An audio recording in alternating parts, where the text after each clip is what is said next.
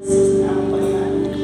In Psalms 138, verse 1 to 5, I will praise you, Lord, with all my heart before the gods. I will sing your praise. I will bow down towards your holy temple, and will praise your name for your unfailing love and your faithfulness. For you have so exalted your solemn decree that it surpasses your faith. When I called, you answered me. You greatly emboldened me. May all the kings of the earth praise you, Lord, when we hear what you have decreed. May they sing of the ways of the Lord, for the glory of the Lord is great. Amen. Hallelujah. Patuloy kita na magpalapit sa atong presensya, sa atong Panginoon. Yes, Jesus.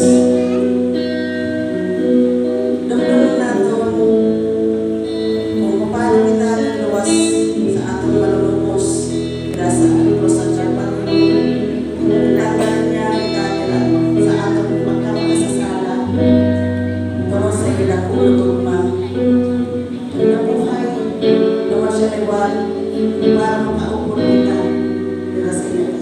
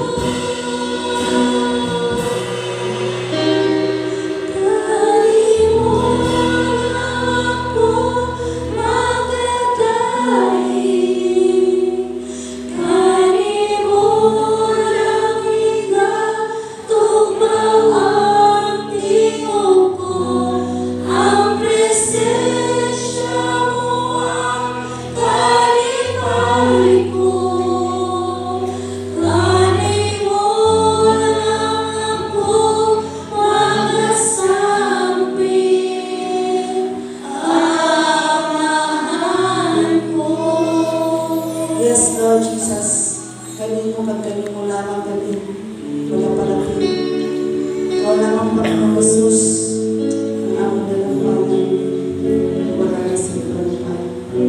At Lord, walang katulad ang iyong pagkamaayon, ang iyong pagtutugma, ang iyong katutong sa aming Panginoon, sa aming Panginoon. Kaya, Lord, pag-itin man natin na magtanan ang hanggang sa mundo, wala pa rin may kakatulad ng pagkakatulad sa aming Panginoon. Awitin ko man lahat ng awit sa mundo, di kayang ilarawan ang kadakilaan mo. Kulang ang lahat ng kulang, kulang maging mga salita upang ihayag ang kabutihan mo. Wala kang katulad, wala nang hihigit sa'yo, wala